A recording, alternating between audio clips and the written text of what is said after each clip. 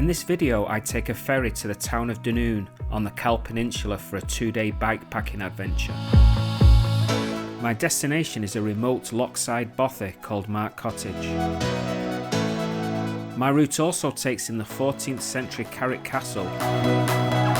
I travel along some amazing gravel tracks. Great views all the way up.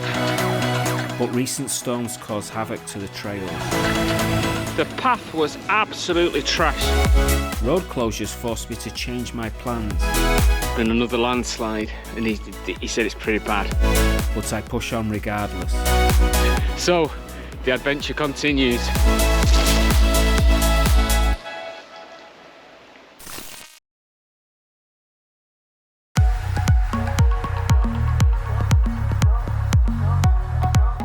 Today I am travelling to the west coast of Scotland in search of a bothy and a castle.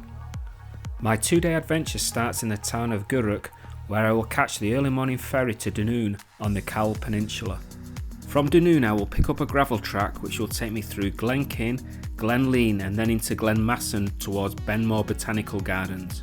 From here I will follow the Loch Ech loop path northwards, where the route will meet with the Loch Lomond and Cowal Way. Here the track climbs up and then drops down to the town of Loch Ech, where I will take a wide gravel track and circumnavigate the Ardgartan Peninsula to my accommodation for the evening, Mark Cottage. The following day I will pick up the Duke's Path back to Loch Ech. From here a minor road will take me south along tarmac to Carrick Castle. Further gravel sections will follow, and then one last road section which loops around Holy Loch and will return me back to Dunnoon for the ferry back to the mainland.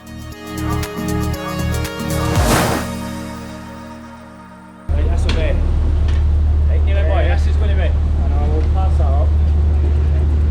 It's quite heavy. I know it's a good old bike.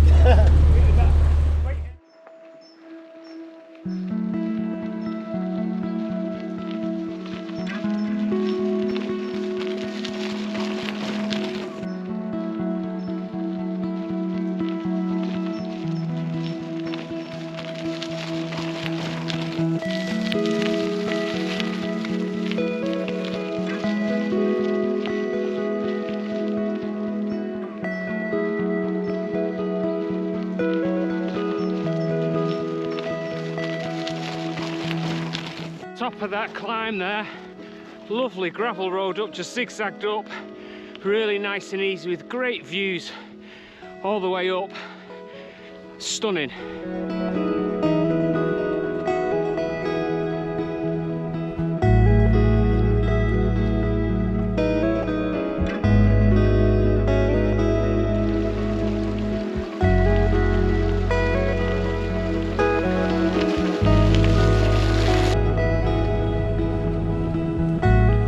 It was a fast descent into the glen. However, as I approached the river, I was confronted by the first of what will be many obstacles. Wow, the bridge is broken. Oh goodness me. Well, I think we just have to go for it. Wow.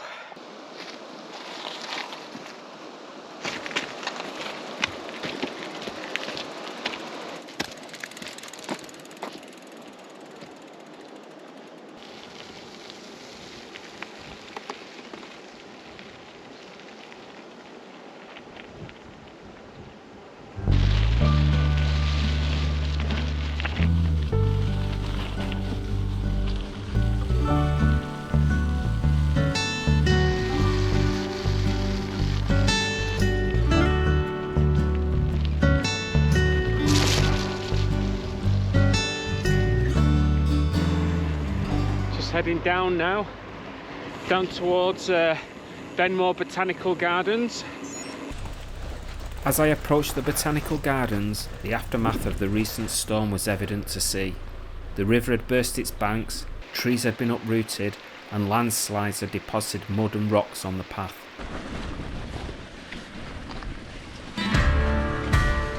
Wow, the devastation caused by these floods from the heavy rainfall last week is unbelievable. I mean, this is a drivable road. Not anymore with that there.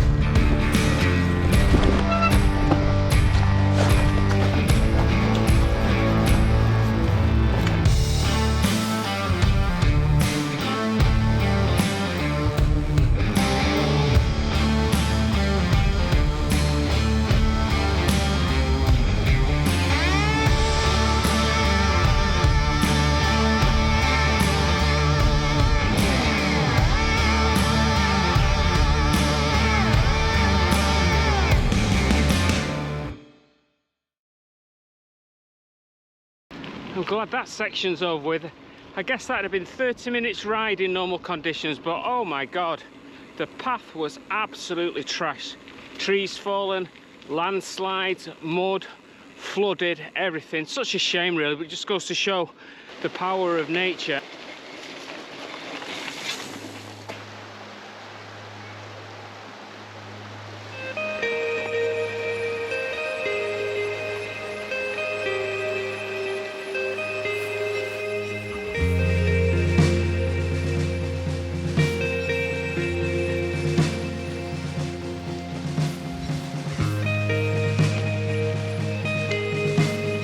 Whilst it was a sharp climb uphill, the Loch Lomond and Cowal Way offered respite from the devastation caused by the storm. As I climbed higher, the wide gravel track was replaced with a tricky single track section as the path descended steeply back down. That's me off that single track section. It's great to be back on some gravel. Hopefully I can make some progress now. Whoa! Yeah, hopefully make some progress now on this wide track.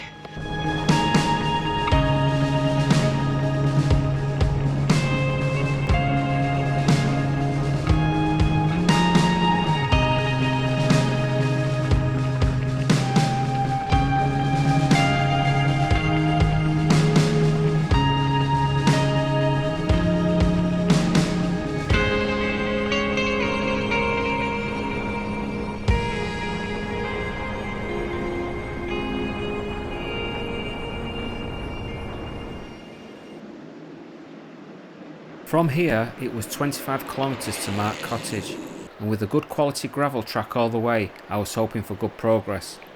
Unfortunately, this would not be the case. So I'm supposed to be going up there, but I've just bumped into 3 guys and there's been another landslide, and he said it's pretty bad, it's really deep.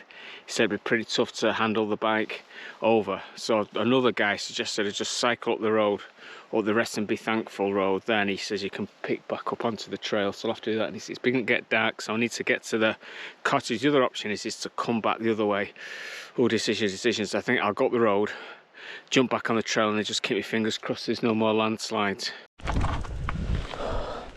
More closures. Although the road was closed off, I decided to push on, hoping this was more of a safety precaution rather than an obstacle on the road itself. As I climbed higher, the devastation from the landslide came into view. Wow! Holy shit!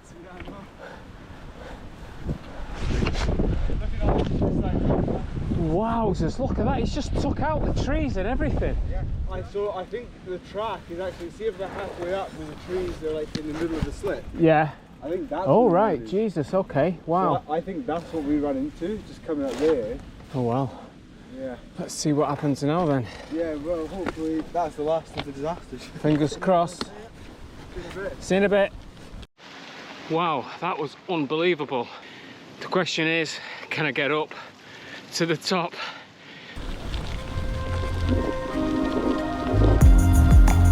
I can see the trail over there, so I know where I'm going. The question is, do I try and get back on the trail straight away, or should I just thrash it down the road?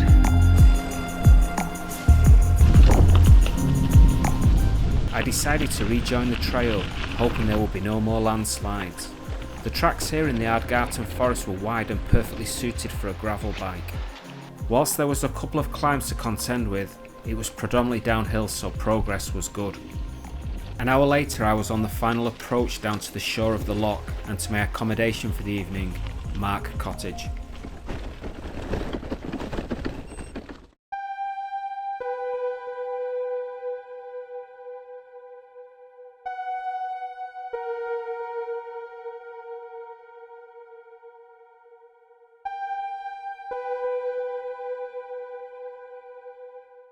Mark Cottage is located above the west shore of Loch Long, near the foot of Ardgartan Peninsula. On the opposite bank is a gas storage facility and pier, but it still feels isolated. The bothy was once the home of James Grieve, Scotland's oldest man who lived to 110. There is a photograph of him above the fireplace in the cottage taken in 1906. There are 2 rooms. The left room is the communal area. In the right hand room there are 3 bunk beds that sleep 6 people. Within an hour's drive from Glasgow, this is a popular bothy. I've arrived. Wow, what a great day. Epic trail. Would have been even better if I didn't have to navigate past landslides and fallen trees and things, but I'm at the bothy and that's the main thing. So there's two other guys staying here I met on the trail. They seem alright, so we can have a good chat and catch up later. So I'm going to get myself set up and chill out for tea.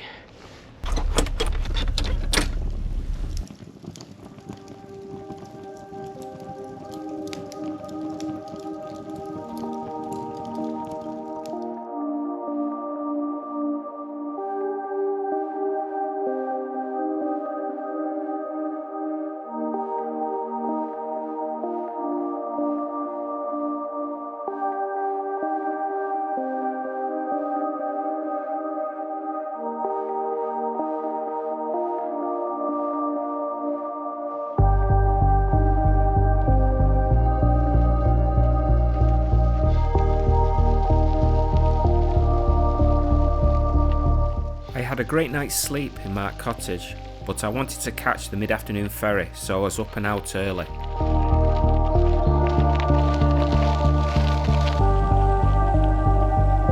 At Corranlochen, I joined the Duke's Path, a 4-kilometre single track popular with mountain bikers.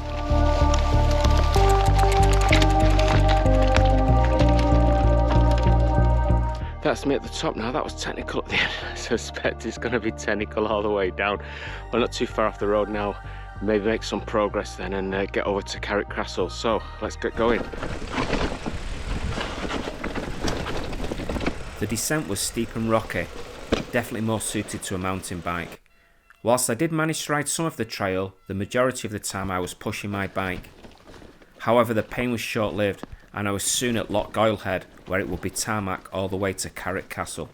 So it's good to be back on the road. I'm heading down now. I'm going to see if that shop's open that I went in yesterday. Have a pit stop and then down to Carrick Castle.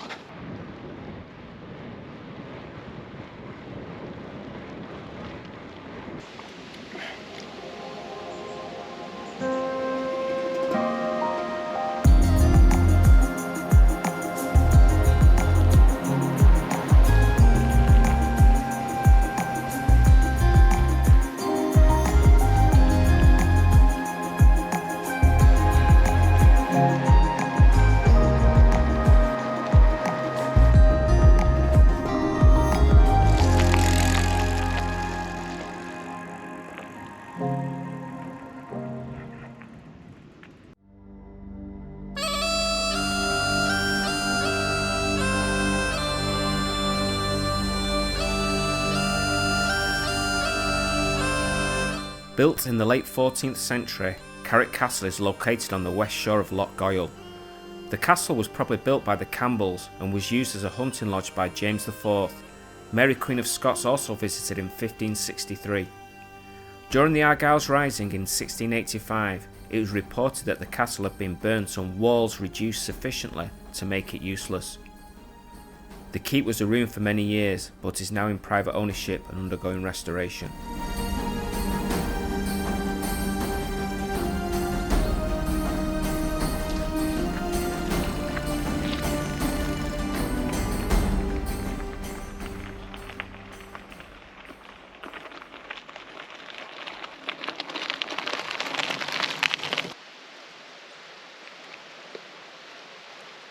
I left the castle behind and headed back onto trails for another off-road section, the Blairmore Horseshoe.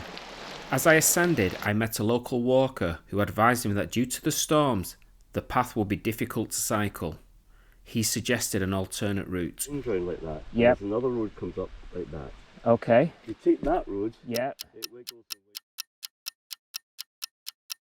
Okay. You can take either of those.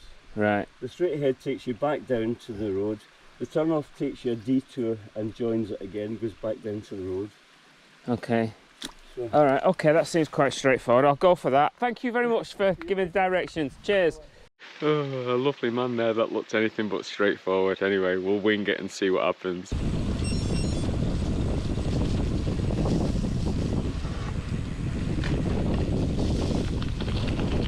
Distinct feeling of deja vu here. Yes, that's right. I've ended up right back down the hill. So I've just slogged it up 200 metres of climbing to go all the way down. Well, I'm not doing that again, so I'm going to see if I can route just along the road. So the adventure continues.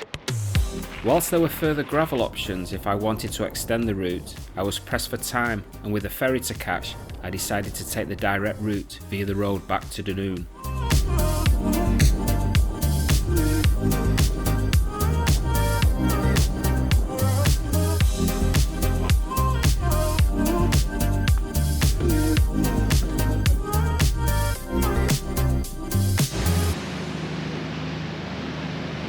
On the ferry back over from Dunnoon there, after getting lost after the directions from that guy, which interestingly I bumped into again on the road, and he invited me in for a cup of tea. The generosity on this trip has been unbelievable. What with the two guys in the bothy last night, like sharing food, beer, everything, even got a boiled egg for me breakfast this morning. Absolutely amazing. And then this guy, there's no doubt about it, West is best. Anyway, super ride. Good to be doing a bike packing trip again. Pretty tough, lots of climbing, and obviously the fallout from the storms last week hasn't helped with the landslides and fallen trees, but nonetheless really enjoyable. Plenty more to come, so catch you next time.